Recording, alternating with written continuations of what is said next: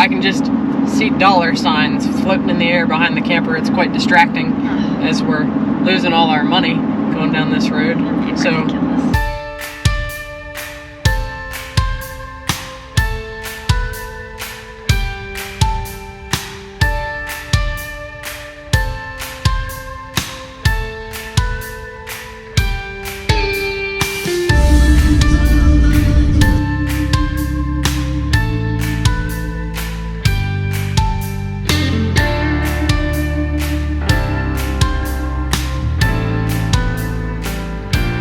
alrighty, my friends, we are just finalizing some stuff for our trip to Michigan here. If you look at a map, you'll notice that Michigan is to our west, and the quickest way to go west is to do what?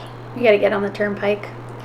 Yes, so this is going to be our first time towing our travel trailer on the Pennsylvania Turnpike. We were curious to see how much that would cost, so this whole episode is going to be going over the turnpike, its tolls, and everything to do with that. Now, I've done a little bit of research because it's a little bit nerve-wracking trying to do this. From what I understand, you need to just put your license plate number on your E-ZPass account, so that's what we're going to do now. I went out and took a picture of the license plate on the trailer, so we have that. They'll tell you on here as you're entering in the license plate, make sure you enter it in correctly, because if it's in there wrong and you enter in a valid license plate number that isn't yours, you're still going to get tolled for any tolls that license plate racks up, and then you are responsible for it. Ask us how we know. What also is confusing is on the website it says transponder issues for this account are for vehicles weighing 7,000 pounds or less. Well, the truck in itself is not 7,000 pounds or less, so that's interesting. But it says gross vehicle weight 7,000 to 15,000 may still be added to the account but require a separate transponder program for the specific vehicle type. So that's interesting. I'm not exactly sure. We're not experts. How that works. But we're going to tell you our experiences with this as we get through it, because quite honestly, we don't know. And then, so the trailer itself is over 7,000 pounds. So, you know, your guess is as good as mine, but we're going to calculate the tolls, and then we're going to tell you what we actually get billed for, because I want to make sure that we give you all the information possible. That was really easy. So we've got the trailer added. Now we're going to go to the toll calculator. So what I want to do here is I want to show you what it would cost to get to the Ohio line with a car, and then what it should cost us to get to the Ohio line towing the trailer. I believe they go by axles, so we're going to have 4 axles, but I also have been told they weigh you, and I'm not sure how accurate any of this is. So if you guys know and can provide facts, I would love to hear that. So it seems like this toll calculator, no matter where you put in Ohio, it's going to give you the price to the Ohio lines. The Ohio Turnpike has its own calculator. So we're going to be taking the Ohio Turnpike quite a ways across Ohio, correct? Yeah, but let's wrap up PA's turnpike calculator, and then we can We'll go do both over for Ohio, you. because we're doing something different in Ohio on the turnpike as well. So we got all kinds of turnpike stuff going on. So what does that say here? it's $17. Is that for a car? That's for the 2-axle Class 1 vehicle. Okay, so for a car to get to the Ohio line is $17 with E-ZPass. Now, if we do 4 axles, if you up the weight class to, what is that, Class 3, it's $30.60. So that would be almost double. It'll be very interesting to see what we are actually charged. So, just in case you're curious as well, taking the turnpike is 612 miles, and it's going to take us 8 hours and 51 minutes. Not taking the turnpike is 628 miles, so it's adding to mileage. We're going to get worse gas mileage, so that's going to cost us more money. It's going to take an hour longer, so it's 9 hours and 45 minutes. You got to factor all this stuff in, and when we're going this far, and you got children in the car and dogs in the car and things of this nature, it's just better to take the turnpike. And we're leaving tomorrow evening. We're going to want to get where we're going pretty quickly. Right. It looks like it's going to be one of this Perrysburg Toledo exit. Yeah, so yeah, Perrysburg in Toledo, and then we're going to go around Toledo to the north, it looks like. For a Class 1 vehicle, your normal car, truck, motorcycle, it's $13 with the E-ZPass. I think it's going to be a Class 3 is what we will be. it will be $27.50. To tow a travel trailer like ours on the Turnpike in Ohio and Pennsylvania, you're going to be paying double, which is kind of what I figured. They're going by weight. We're doubling our weight, so it only makes sense that we'd be paying double the tolls. We're going to go through the billing of all this, and we're going to tell you later in the video what we're actually charged. So, make sure you watch the rest of the video so you can find that out. And then the other thing that we're doing on the Turnpike, we're actually staying overnight on the Turnpike.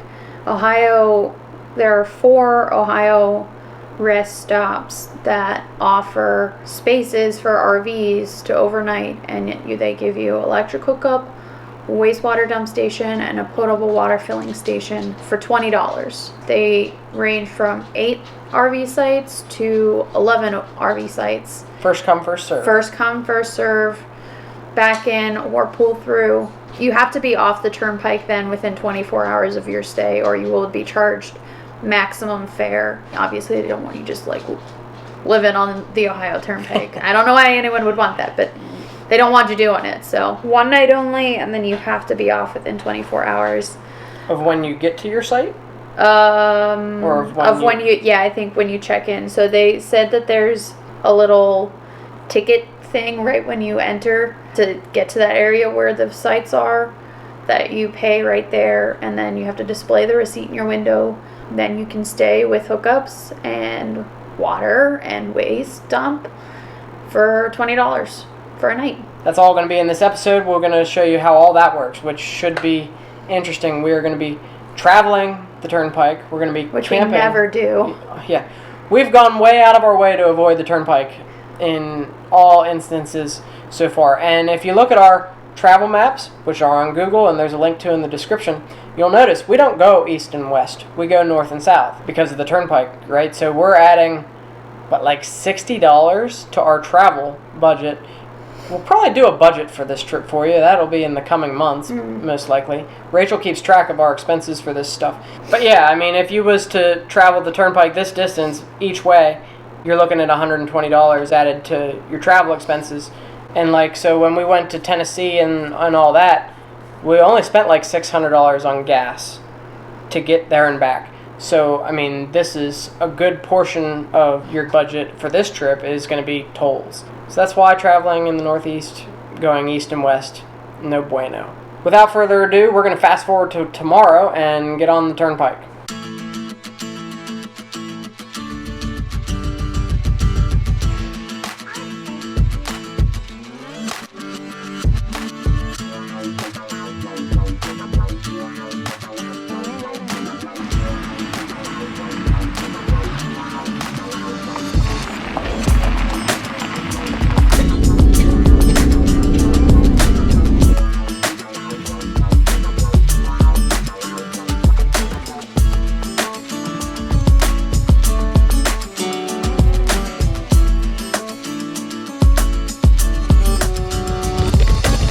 Alright, this is the moment you've all been waiting for, and it's the moment we've been avoiding for the last 5 years. Has it been that long? Well, we've been RVing for 4 years now.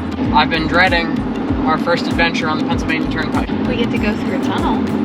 Well, that is a big plus. It's exciting. We get to go through the Allegheny Tunnel before they bypass it. Right, I forgot about that. It's on its way out. So, leaving town here, we're going to get on at the Bedford exit, go to the Ohio line and beyond. So when we get to the Ohio line, we'll tell you how much they charged us for that. Hopefully we find a place to stay tonight. Yes, the sites on the Ohio Turnpike are first come, first serve. So we're hoping to be the first come so we get the first serve. Fingers crossed.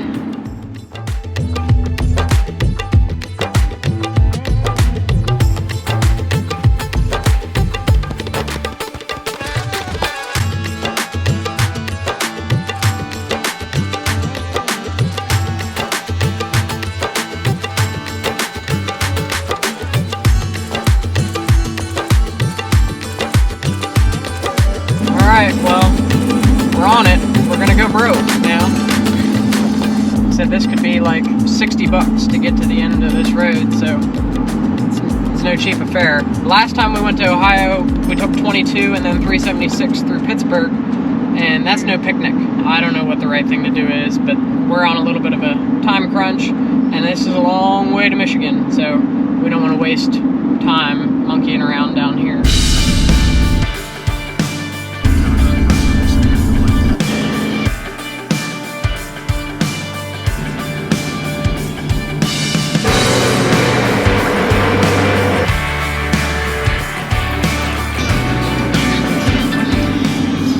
Welcome to Somerset, Pennsylvania. I guess we just crossed the border somewhere, probably in the middle of that tunnel. Yeah, we like Somerset County. It's a great place. Just a few short weeks ago, we were at Laurel Hill, so lots of stuff in Somerset County that's worth exploring. So if you ever get the chance, check it out. I can just see dollar signs floating in the air behind the camper. It's quite distracting as we're losing all our money going down this road. So be sure to share this video with your friends so that it'll help the channel grow, and people can learn what it takes to tow an RV on the Pennsylvania Turnpike.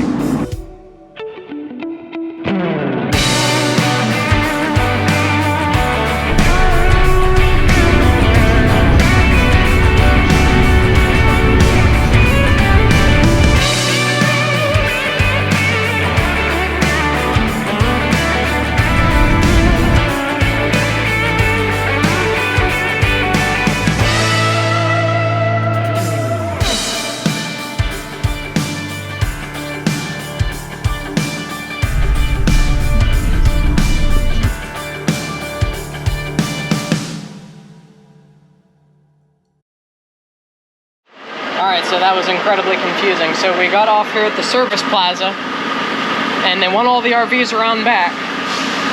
So we had to wait like 15 minutes for the trucks to leave the trucker lanes, the fuel lanes, and then the pump didn't want to take my credit card, so I had to go inside. That took time because there was a line in there. It's now 10 after 7. We got here at 20 till 7. It's a half hour and I'm just now pumping fuel. Not good. I sure hope the next one's better. We're gonna eat here. There's picnic tables, so we gotta find a place to park, head over to the picnic tables, get some food. It's gonna be a rough evening, but luckily we have no place to be. So, at this point, we're just hoping to get out of here soon. Yeah.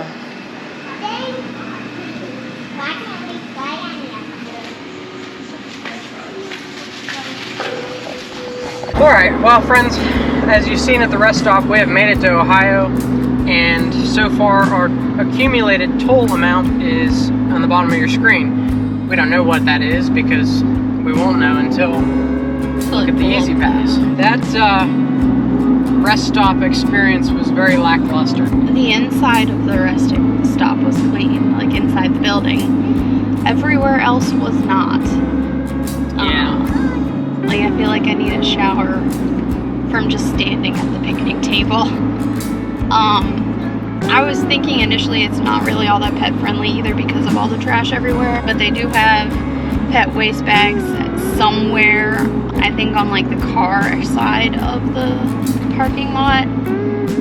But the pets obviously aren't allowed inside, and I didn't see any like water fountains outside for you to fill up a water bowl for your pet. We brought water, so I don't know. I'm not excited about Ohio rest stops. I've been to a rest area in Virginia that I was really excited about. It was really clean everywhere. The bathrooms had a stall in the women's bathroom built specifically for mothers and children. Like there was a toddler-sized toilet and an adult-sized toilet in the same stall. There is nothing like that here. I'm just not impressed. Yeah, so who knows what we're getting into with our camp spot, which is at a Ohio Turnpike rest area. We're gonna see how that works out. We'll show it to you whether this is a good idea or not now. We have noticed on this trip so far, all this mileage that we've covered, 200 miles so far, we've seen what, maybe 3 other RVs on the road? A little more than that, but really only a handful. Which, like, if you're driving around normally, like nowadays, you see them everywhere. Let me know in the comments, you know, do you guys just avoid the turnpike, fellow RVers, or do you go other ways, or do you just avoid destinations that require you to be on this road. And do you even know about this Ohio Turnpike rest stop RV site thing? Create some discussion down there so that, you know, other people can learn from, you know, your experiences and all that. It's kind of late. It's 8 o'clock or so now. That took forever, over an hour. But yeah, we'll let you know when we get to our camp spot what that's like.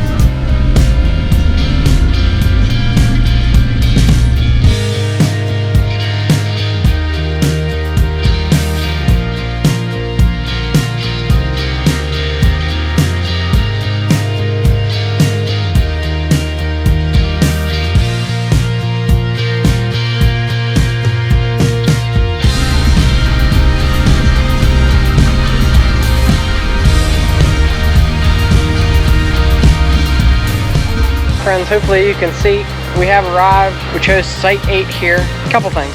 Number one, these sites are cash only, so you have to have cash. $20 for the night. Number two, I probably misspoke earlier in the video or misread or misheard or whatever, but these are not full hookups. They just have electricity. There's no water at the sites. If you want water, you got to fill up. They do have water here, and there is a dump station here. But I mean, other than that, everything's fine. 50 amp service. The pedestal here works fine, you know, the surge protector and all that stuff. We need the 50 amp to cool it off. If you're any longer than us, which is a 35-foot rig with a truck, you probably don't fit. That's what we got. I'm gonna go to bed. So we'll talk to you more in the morning.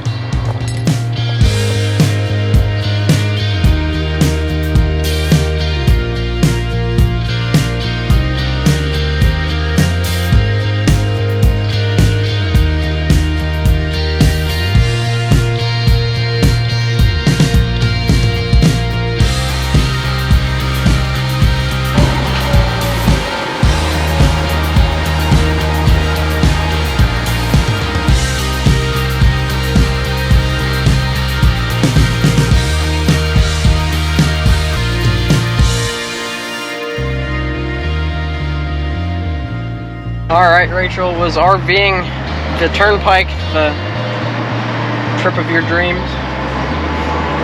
No, but it was a safe place to stop. There were plenty of spaces available. There were 2 other RVers there when we pulled in at 10:30. I guess we had 50 amp because you had both ACs running, so. Yeah, it's really convenient to have electric hookups to run the AC. We would have never survived the night, as sticky as it is. So it's quite mucky, and it rained in the middle of the night, so it would have been a pain to have the windows open. So yeah, we needed the 50 amp, that's for sure. We're not out of the way of our route, our planned route, so I would consider this a win situation. It's just wasn't as convenient as we hoped. This rest stop actually seems a little cleaner than the other one. Yes. So that's a plus. Maybe they got better employees here in Sandusky, Ohio. I don't know. That's it for this episode, friends. We will see you next week over at Silver Lake State Park in Michigan. As soon as we fuel up here, we're gonna head out of here. There's always a hurricane messing with our travels, and we're about to drive right through one, so I won't film much because it's probably gonna be a pretty stressful drive, but it is what it is. I think all the rain and stuff is all supposed to be dissipated by the end of tomorrow, or the end of today, actually, so